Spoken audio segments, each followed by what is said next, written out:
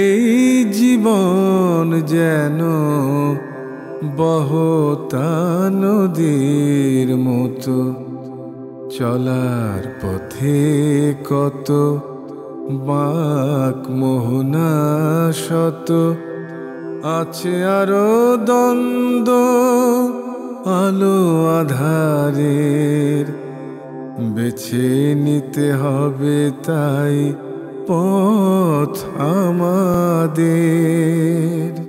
আসসালামু আলাইকুম প্রিয় দর্শক, আপনারা যারা দেশে আছেন প্রবাসে, সবাইকে জানাই অনেক অনেক প্রীতি ও শুভেচ্ছা। শুরু হলো এনটিভি আয়োজিত এবং লাভ হলো নিবেদিত টক শো আলোকপাত। আমাদের আজকের বিষয় রহমাতুল লিল আলামিন। আপনাদের সাথে আছি আমি জয়নুল আবেদিন আজাদ। আর আজকে আমাদের মাঝে অতিথি হিসেবে উপস্থিত আছেন বিশিষ্ট আলেম শেখ আহমদুল্লাহ। আসসালামু আলাইকুম রহমতুল্লাহ বরকাতুহ।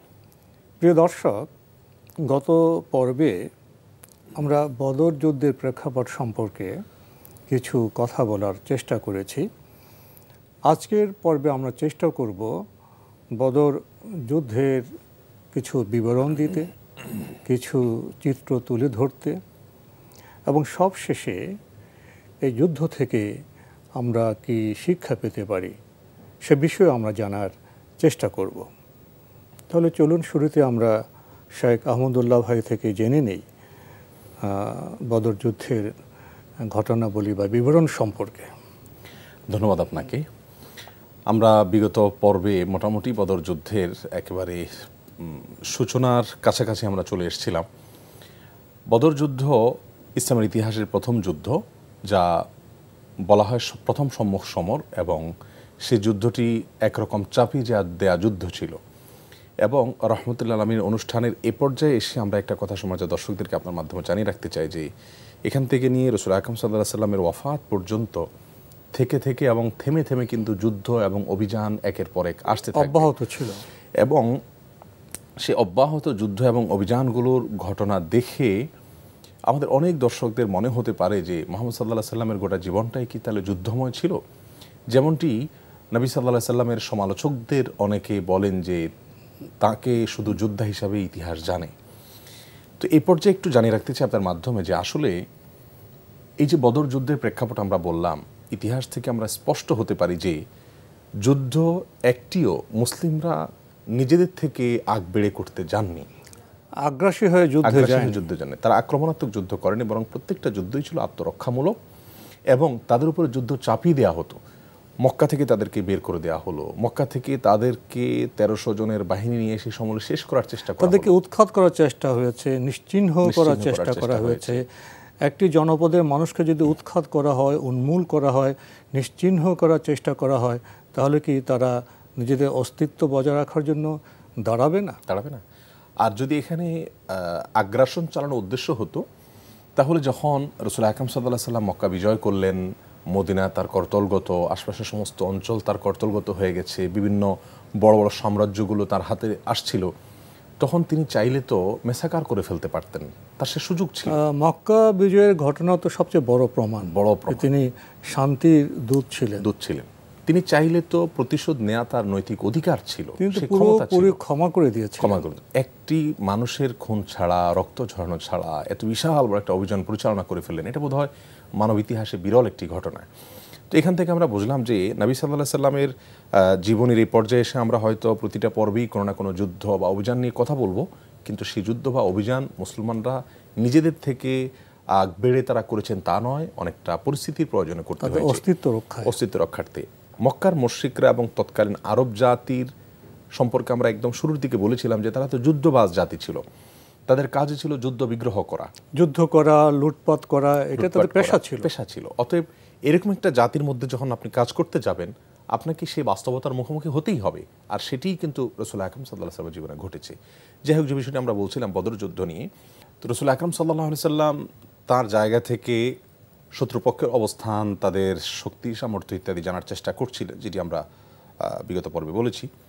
একটা পর্যায়ে রাসূল আকরাম সাল্লাল্লাহু আলাইহি সাল্লাম সিদ্ধান্ত নিলেন যে আমরা সকালে যুদ্ধে উপনীত হতে যাচ্ছি। তার পরিকল্পনা তিনি রাতে আঁটতে লাগলেন, এবং প্রায় সব ইতিহাসের বইতে, সিরাতের গ্রন্থে এসেছে যে নবী সাল্লাল্লাহু আলাইহি সাল্লাম রাতের বেলায় হেঁটে হেঁটে লিখছিলেন বদর প্রান্তরে বিভিন্ন মক্কার মুশরিকদের নাম, শত্রুপক্ষের বিভিন্ন বড় নেতাদের নাম, আবু জাহাল, অতবা, রবিয়া, এভাবে বিভিন্ন লোকের নাম লিখছিলেন এবং সাহাবীদেরকে বলছিলেন যে অমুক জায়গায় তার লাশ পড়বে। বিষয়টা সাহাবীদের জন্য ছিল অত্যন্ত আনন্দের এবং প্রেরণার যে আল্লাহ রাব্বুল আলামিন তার রাসূলকে ওহীর মাধ্যমে জানিয়ে দিয়েছেন যে যুদ্ধের পরিণতি মুসলমানদের পক্ষে আসবে। তখন মানসিকভাবে তারা অনেক বেশি চাঙ্গা হচ্ছিলেন আগাম বার্তা পেয়ে। কিন্তু অপরদিকে আমরা দেখেছি যে সহিহ বুখারীর বিভিন্ন বর্ণনা থেকে জানা যায় রাসূল আকরাম সাল্লাল্লাহু আলাইহি সাল্লাম এই আগাম বার্তা পাওয়ার পরেও যে একেবারে নিশ্চিন্ত হয়ে বসেছিলেন তা নয়, তিনি চ্যালেঞ্জ সামনে অপেক্ষা করছে। এবং একটি বাস্তবতা হলো আদ-দুনিয়া বিল ওয়াসাইল লা বিল ফাযাইল, একটি আরবিতে প্রবাদ আছে যার অর্থ হলো দুনিয়াতে যা কিছু হবে প্রচেষ্টার মাধ্যমে হবে। আল্লাহ তাআলা এখানে অলৌকিকভাবে দুই একটি বিচ্ছিন্ন ঘটনা ঘটান, কিছু সাহায্য করবেন, কিন্তু মূলত বান্দাকে দায়িত্ব পালন করে আমাকে নিতে হবে, অর্জন করতে হবে। তখন রাসূল আকরাম সাল্লাল্লাহু আলাইহি ওয়াসাল্লাম রাতভর দুটি কাজ করছিলেন, এখন খুব দোয়া করছেন, খুব কান্নাকাটি করছিলেন, অপরদিক থেকে যুদ্ধের পরিকল্পনা করছেন পরের সকালে। আর রাতটি ছিল রমাদান মাসের 16ই রমাদান, দিবাগত রাত, অর্থাৎ পরদিন ভোরবেলায় 17 রমাদান শুরু হবে। আর এটি ছিল হিজরির দ্বিতীয় বর্ষ, অর্থাৎ রাসূল আকরাম সাল্লাল্লাহু আলাইহি ওয়াসাল্লাম মক্কা থেকে মদিনা হিজরত করে আসার পর প্রথম বছর অতিক্রম করলেন, দ্বিতীয় বর্ষে রমজান মাসে এটি ঘটনা। যাই হোক, রাসূল আকরাম সাল্লাল্লাহু আলাইহি ওয়াসাল্লাম রাতভর দোয়া করছেন, কান্নাকাটি করছেন আল্লাহর কাছে, এদিকে সাহাবীদেরকে সান্ত্বনা দিচ্ছেন এবং তাদেরকে প্রেরণা দিচ্ছেন। সকালবেলায় যখন যুদ্ধ শুরু হবে ভাব, প্রথম আক্রমণটা এবং প্রথম যুদ্ধের যেটাকে বলি আমরা আগুন লাগানো, সে কাজটি শুরু হলো কাফেরদের কাছ থেকে, মক্কার মুশরিকদের মাধ্যমে। এখান থেকে একটা গুরুত্বপূর্ণ বার্তা আমরা পেলাম যে আসলে অভিযানটাই যুদ্ধের জন্য ওরা শুরু করেছে, আবার যুদ্ধের প্রথম আগুন লাগানোর কাজটা ওরাই করেছে। মক্কার একজন বৃদ্ধ লোক ছিল দুষ্ট প্রকৃতির, সে বলল যে পানি যেহেতু মুসলিমদের দখলে, অতএব তাদের কূপ থেকে আমি পানি আনবো, হয় আমি মারা যাব, আর না হলে পানি আনবো, আর না হলে কিছু একটা করব আমি। তো সে আসলো পানি আনলে হামজা রাদিয়াল্লাহু তাআলা আনহু যথাসম্ভব ওনার সাথে দেখা সাক্ষাৎ, উনি তার মুখোমুখি হওয়ার পর সেখানে তাদের দুজনের মধ্যে লড়াই হলে হামজা রাদিয়াল্লাহু তাআলা তাকে হত্যা করলেন, সে নিহত হলো, পড়ে গেলে সাহাবীদের ভিতরে এক ধরনের প্রেরণা কাজ করলো। এদিকে আগের দিন রাতে বৃষ্টি হলো, বৃষ্টিটাকে আল্লাহ রাব্বুল আলামিনের রহমত হিসাবে দেখা হয় এই সমস্ত ক্ষেত্রে। আর বৃষ্টি হওয়ার পর মুসলিমরা মনোবল তাদের চাঙ্গা হলো এবং ফুরফুরে ভাব চলে আসলো, একটা অত্যন্ত সুশীতল বাতাস বয়ে গেল সাহাবা ইকরামের মনে, একটা সুন্দর পরিবেশের কারণে। অপরদিকে বৃষ্টির কারণে মক্কার মুশরিকরা যে প্রান্তে অবস্থান করছিল তাদের অবস্থা হচ্ছিল একটা হজবরল অবস্থা, কাদা টাদা মিলে, মানে তাদের একাকার অবস্থানগত কারণে। এদিকে মুসলিমদের অবস্থানটা যেহেতু পানির পাশে ছিল, আমাদের সমাজের দর্শকরা অনেকে নিশ্চয়ই জেনে থাকবেন যে মরুভূমিতে যুদ্ধের জয়ের জন্য একটা গুরুত্বপূর্ণ বিষয় হলো পানিটা যাদের দখলে থাকে বা যাদের কাছে পর্যাপ্ত থাকে তাদের যুদ্ধে জেতার সম্ভাবনা বেশি থাকে। তার কারণ হলো পিপাসার্ত হয়ে যেতে হয়, সেখানে সরাসরি যুদ্ধে আপনার অবতীর্ণ হতে হয়। তো পানিটা সাহাবা ইকরাম তো আগে নিলেন। হবাব ইবনে মুনজির রাদিয়াল্লাহু তাআলা একজন সাহাবী ছিলেন, তার ভূমিকা বদর যুদ্ধে উল্লেখ না করলে ত্রুটি থেকে যাবে এই ঘটনার। তিনি রাসূল আকরাম সাল্লাল্লাহু আলাইহি সাল্লামকে বুদ্ধি দিচ্ছিলেন, পরামর্শ দিচ্ছিলেন, বলি ইয়া রাসূলুল্লাহ, পানি আমাদের পাশে আছে ঠিক আছে, কিন্তু আল হারবু খুদা, যুদ্ধ মানেই কৌশল, অতএব আমরা এখানে কৌশল করি। কি কৌশল? তখন নবীজি বললেন যে তুমি বলো। তখন তিনি বলি ইয়া রাসূলুল্লাহ, আমরা একটা কূপ খনন করি, যে কূপটা দেখা যাবে না, এটা কৃত্রিম বলা যেতে পারে। এই কূপ থেকে পানি নিয়ে আমরা ওই কূপে রেখে দিব এবং যুদ্ধের সময় এই কূপের পানি একসময় শেষ হয়ে যাবে, ওরা মনে করবে পানি নেই, কিন্তু আমরা অপর দিক থেকে পানি পান করছি এবং বিকল্প ব্যবস্থা।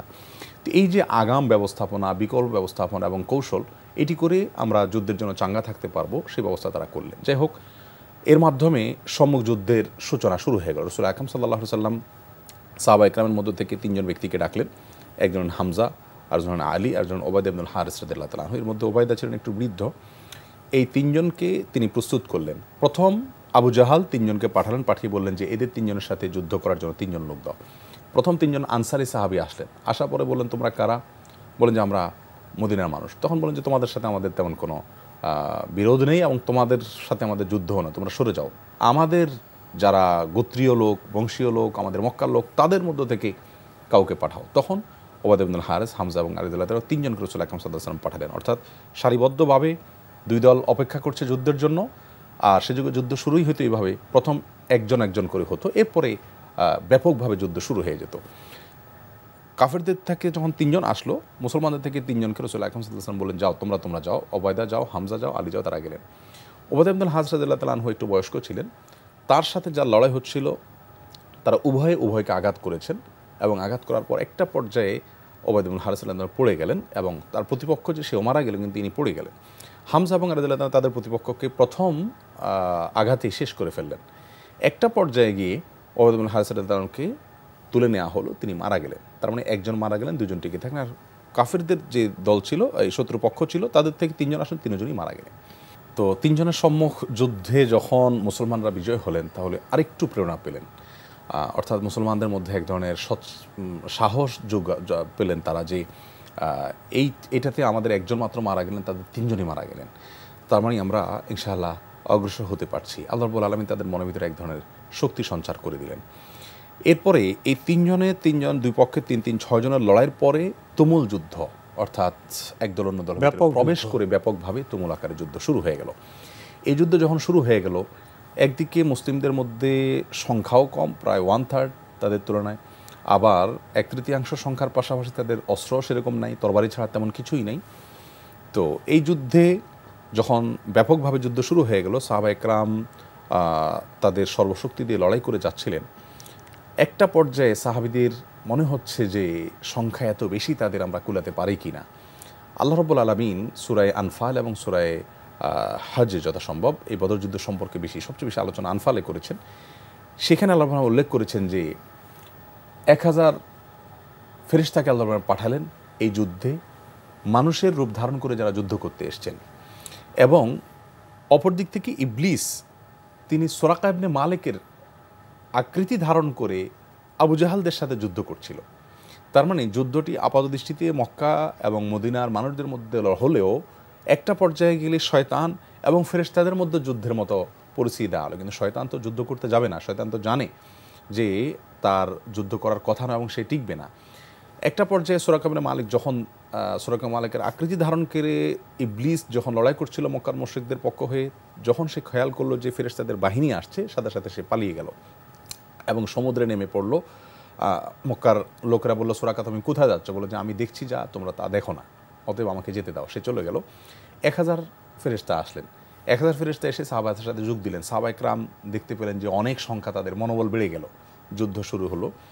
একটা পর্যায়ে একের পর এক মক্কার মুশরিকরা পড়তে লাগলেন, এবং মুসলমানদের মধ্যে খুব সীমিত সংখ্যক মানুষ মাত্র মারা গেলেন, বেশিরভাগ মানুষ আলহামদুলিল্লাহ জিততে লাগলেন। এর মধ্যে একটি ঘটনা বিশেষ করে উল্লেখ না করলেই নয়।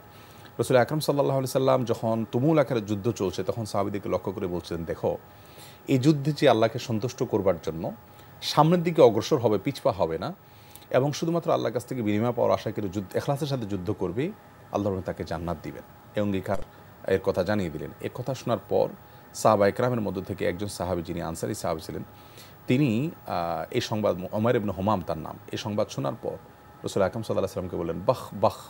নবীজি বলেন যে কী ব্যাপার, তুমি বাহ বাহ এই শব্দ বলার দ্বারা কী বোঝাতে চাচ্ছ? তখন বলি, ইয়া রাসূলুল্লাহ, আমি আসলে বোঝাতে চাচ্ছি যে আপনি জান্নাতের গ্যারান্টি দিয়েছেন এই যুদ্ধে, এই ক্রাইটেরিয়া যদি থাকে, শর্ত থাকে যুদ্ধে, এটা পালন করে যদি যুদ্ধ করা যায়। তার কাছে কিছু খেজুর ছিল, তিনি সেগুলো খাচ্ছিলেন। এই খেজুরটা খাচ্ছিলেন এবং হাতে অনেকগুলো খেজুর রয়ে গেছে। তিনি চিন্তা করলেন যেগুলো খেয়ে শেষ করব, তারপর যুদ্ধ করব। আমার জান্নাতে যেতে বাধা, এই খেজুরগুলো খেতে অনেক সময় লেগে যাবে, বিলম্ব হবে। তখন 2-4টি খেয়ে বাকিগুলোকে তিনি ছুঁড়ে ফেলে দিয়ে ঝাঁপিয়ে পড়লেন যুদ্ধে এবং ভেতরে প্রবেশ করে গেলেন। যুদ্ধ করতে করতে একটা পর্যায়ে তিনি মারা গেলেন, শাহাদাত বরণ করলেন। তো এইভাবে কিন্তু সাহাবা একরাম সর্বস্ব দিয়ে আল্লাহ রাব্বুল কাছে এই যুদ্ধে তারা ঝাঁপিয়ে পড়লেন। আল্লাহ রাব্বুল আলামিন একটা পর্যায়ে যখন যুদ্ধের আলামত বোঝা যাচ্ছিল যে মুসলমানরা জিততে যাচ্ছে, এই আলামত আল্লাহ তাআলা সাহাবীদেরকে দেখালেন। একটা পর্যায়ে সব প্রায় শেষের দিকে, আবু জাহাল এখনও বেঁচে আছে। মুশরিকদের, মক্কার মুশরিকদের কেউ কেউ তখন আবু জাহালকে বলেছে, এখনও সময় আছে, চলো আমরা পিছু নেই। আবু জাহাল, ওই যে একটা কথা আছে যে পিপিলিকার পাখা গজায় মরিবার তরে, আল্লাহ তাআলা তাকে এখানে ধ্বংস করবেন। এই জন্য শুরু থেকেই সে কিন্তু অ্যাগ্রেসিভ মানসিকতা নিয়ে অগ্রসর হচ্ছিল, অহমিকা নিয়ে অগ্রসর হচ্ছিল। আবু জাহাল বলছিল, তোমরা বলো কি, প্রথম যে 3 জন আমাদের পড়ে গেছে, ওরা তাড়াহুড়া করেছে, এই জন্য অবস্থা হয়েছে। আর সুরাকা পালিয়ে গেছে, সে ভীতু, সেজন্য পালিয়ে গেছে ওই শয়তানের রূপ ধারণকারী সুরাকা। তো আমরা হারবো না, আমাদের হারার কোনো প্রশ্নই নেই, আমাদের সামনে অগ্রসর হতে হবে। আবু জাহাল অত্যন্ত দম্ভ ভরে যুদ্ধ চালিয়ে যাওয়ার জন্য অঙ্গীকার ব্যক্ত করলেন এবং যুদ্ধ চলতে লাগলো। একটা পর্যায়ে যখন একের পর এক সব শেষ হয়ে গেল, আবু জাহাল সহ কয়েকজন মানুষ বেঁচে আছে আর কিছু লোক পালিয়ে গেছে, তখন মুআজ এবং মুআওয়াজ রাদিয়াল্লাহু তাআলা আনহু নামে দুইজন কিশোর সাহাবী বলা যেতে পারে, তারা আব্দুর রহমান আউফ রাদিয়াল্লাহু তাআলাকে জিজ্ঞাসা করলেন যে চাচা, আবু জাহাল নামক লোকটা কোথায় আছে, আপনি আমাদেরকে একটু বলুন। তখন আব্দুর রহমান আউফ রাদিয়াল্লাহু তাআলা কিছুটা অবাক হলেন যে আবু জাহাল হলেন সর্বাধিনায়ক মক্কার মুশরিকদের, তাকে খুঁজতেছে এই দুই বালক। তো জিজ্ঞেস করলেন তোমরা কী করবে বাবা তাকে দিয়ে? বলেন যে চাচা, আমরা শুনেছি সে মুহাম্মদ সাল্লাল্লাহু আলাইহি ওয়াসাল্লামকে গালি দেয়, সে এখন যুদ্ধ করতে এসছে আমাদের সাথে, আমরা তাকে একটু দেখে নিতে চাই। আব্দুর রহমান আউফ রাদিয়াল্লাহু তাআলা কিছুটা মজা করেই বললেন ঠিক আছে, ওই যে দেখতে পাচ্ছ লোকদের মধ্যে কথা বলছে এই লোকটাই আবু জাহাল। তিনি মনে করছেন যে হয়তো বাচ্চারা একটু দূর থেকে দেখবে বা কিছু। তারা দুজন গিয়ে এক নাগাড়ে, দুই ভাই ছিলেন, দুজনই আঘাত করার পর পড়ে গেল এবং রাসূল আকরাম সাল্লাল্লাহু আলাইহি ওয়াসাল্লাম দৌড়ে এসে বলি ইয়া রাসূলুল্লাহ, আমরা দুই ভাই দুজনই বলছেন যে আমি হত্যা করছি আবু জাহালকে। তখন রাসূল আকরাম সাল্লাল্লাহু আলাইহি ওয়াসাল্লাম বলেছেন যে কে করেছো? বলে যে দুজনই করেছি। দুজনের তরবারি দেখলেন, দুজনের তরবারিতেই রক্ত লেগে আছে, তার মানে দুজনই অংশগ্রহণ করেছেন। তখন বলেছেন ঠিক আছে, যুদ্ধের নিয়ম হলো এবং ইসলামী শরীয়তের মাসআলা হলো, কেউ যদি কোনো শত্রুপক্ষের কাউকে হত্যা করে তাহলে তার সাথে যা সহায় সম্পত্তি থাকে এটা সে পায়। নবী সাল্লাল্লাহু আলাইহি ওয়াসাল্লাম দুই ভাগে বন্টন করে দিলেন এবং আবু জাহাল শেষ হয়ে গেল। আবু জাহাল শেষ হয়ে গেলে তো আর যুদ্ধে তেমন কিছু থাকলো না। যুদ্ধের শেষ প্রান্তে চলে আসলাম আমরা এবং বদর যুদ্ধ আর এর ফসল মুসলিমরা নিজেদের ঘরে তুলতে লাগলেন। যুদ্ধলব্ধ সম্পদ যেগুলো পড়ে আছে ছড়িয়ে ছিটিয়ে সেগুলো কুড়াতে লাগলেন সাহাবায়ে কেরাম। এই যুদ্ধে সাহাবায়ে কেরামের মাত্র 14 জন মানুষ মারা গেছেন। তাদের মধ্যে থেকে 8 জন ছিলেন মুহাজির, মক্কা থেকে আগত, আর 6 জন ছিলেন আনসারী এবং মদিনা সাহাবী। আর মক্কার মুশরিকদের মধ্যে থেকে 70 জন নিহত হলেন আর 70 জনকে বন্দী করা হলো। নেতাদের প্রায় সবাই রবিয়া সহ প্রায় সবাই নিহত হলেন। শুধুমাত্র আখনাস ইবনে শরীক 300 লোক নিয়ে পালিয়ে গেছে, সে জানে বেঁচেছে। এছাড়া আবু লাহাব আসেননি। তো এই ছাড়া উল্লেখযোগ্য আর কেউ ছিল না। সব এক এক করে বড় নেতা যা ছিল সবগুলো শেষ হয়ে গেল এবং রাসূল আকরাম সাল্লাল্লাহু আলাইহি সাল্লাম 70 জনকে বন্দী করে নিলেন সাহাবায়ে কেরাম, আর 70 জন মারা গেলেন। বাকি যারা ছিল তারা পালিয়ে মক্কায় চলে গেল, সাধারণ মানুষ বেশিরভাগ, নেতৃত্বের পর্যায়ে কেউ নয়। এই যুদ্ধের যখন সমাপ্তি এত চমৎকার হলো মুসলমানদের জন্য, যারা শেষ করতে এসছে মুসলমানদেরকে মাতৃভূমি থেকে বের করে দিয়েছে, নিজেদের স্বাধীনতা নিজেদের অধিকারকে আদায়ের লক্ষ্যে যুদ্ধে নামতে বাধ্য করেছে, সেখানে আল্লাহ তাদেরকে মাত্র 300 মানুষকে সহস্রাধিক মানুষের বিপরীতে বিজয় দিলেন। তো দিলেন, সেই বিজয়টা ছিল নিরঙ্কুশ বিজয়। না আগ্রাসী শক্তির পরাজয় হলো, উদ্ধত শক্তির পরাজয় হলো, জালেম শক্তির পরাজয় হলো। আপনি তো খুব সংক্ষেপে ইতিহাসের এত বড় যুদ্ধের বিবরণ দিলেন। তো যুদ্ধের বিবরণ যেমন আরও দীর্ঘ করা যেত। এখন যদি আরেকটি বিষয়ে আমরা আসি, এই বদর যুদ্ধের শিক্ষা কি, সেটা তো বোধহয় অনেক লম্বা হবে। আমার মনে হয় আমরা এখান থেকে আরও কিছু কথা রয়ে গেছে, যদি শেষ করে আপনি যদি অনুমতি দেন আমি শেষ করতে পারি। যে বদর যুদ্ধের এই পর্যায়ে এসে সাহাবায়ে কেরাম যখন মদিনায় ফেরার চিন্তাভাবনা করছিলেন, মদিনাতে মুনাফিকরা, আমরা অনেক আগেই বলে রেখেছিলাম আমাদের দর্শকদেরকে যে মদিনাতে তো কয়েকটা গোষ্ঠী ছিল, মুসলমানরা ছাড়াও মুনাফিকরা ছিল, ইয়াহুদিরা ছিল। এই দুই গোষ্ঠী তো মদিনায় অবস্থান করছে, তারা যুদ্ধে নেই। মুনাফিকরা মদিনায় খবর ছড়িয়ে দিল। মদিনায় তখন দায়িত্ব প্রাথমিকভাবে পালন করছিলেন আব্দুল ইবনে উম্মু মাকতুম রাদিয়াল্লাহু তাআলা, পরবর্তীতে অন্য একজনকে নবী সাল্লাল্লাহু আলাইহি ওয়াসাল্লাম দায়িত্ব দিয়েছেন। তাদের কাছে সংবাদ পাঠালেন যে এই যুদ্ধে মুসলমানরা পরাজিত হয়েছে। এখন মদিনায় অবস্থানটা ভুল সংবাদ দিলেন, প্রপাগান্ডা যেটাকে আমরা বলি, সেই প্রপাগান্ডা এবং এই গুজব রটিয়ে দেওয়ার পরে মদিনা মুসলিমরা অনেকটা মনোবল তাদের ভেঙে পড়লো যে তাহলে আমরা শেষ হয়ে গেলাম। এরই মধ্যে রাসূল আকরাম সাল্লাল্লাহু আলাইহি সাল্লাম সদল বলে বিজয়ের বেশে মদিনায় যখন প্রবেশ করলেন, তখন সাহাবায়ে কেরাম মূল সংবাদ এবং সঠিক সংবাদ জানতে পারলেন। অপরদিকে মক্কায় পরাজয়ের সংবাদ ইতিমধ্যে পৌঁছে গেছে। আল্লাহ রাব্বুল আলামিন মুসলমানদের এই আনন্দকে, এই বিজয়কে 16 কলায় পূর্ণ করবার জন্য ইসলামের ইতিহাসের প্রথম ঈদ দিলেন। আমরা জানি 17ই রমাদান যুদ্ধ সংগঠিত হয়েছে, আর মাত্র 13 দিন পরেই রমাদান শেষ হলো।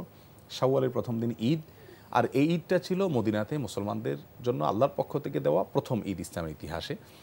এই ঈদের মাধ্যমে মুসলমানরা তাকবীর বলতে বলতে ঈদগাহে গেলেন, ঈদের সালাত আদায় করলেন, ঈদের আনন্দ করলেন।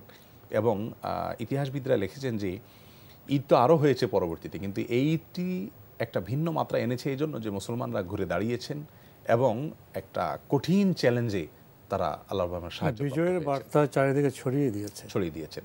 এর মাধ্যমে মক্কার মুশরিকদের জন্য যেমন বার্তা ছিল, ইহুদিদের জন্য বার্তা ছিল, মুনাফিকদের জন্য বার্তা ছিল, মদিনার আশেপাশে থাকা বেদুইন ছোট ছোট যে গোত্রগুলো ছিল তাদের জন্য বার্তা ছিল যে মুসলমানদেরকে ফু দিয়ে উড়িয়ে দেওয়া যাবে না, এরা বীরের জাতি, এরা সাহসী। নতুন একটি শক্তির অভ্যুদয় ঘটেছে এবং যারা মাজলুমের পক্ষে, জালেমের বিপক্ষে, যারা মহান আল্লাহর বাণীর যে ঝান্ডা সেটাকে উচ্চকিত করে তুলে ধরবে।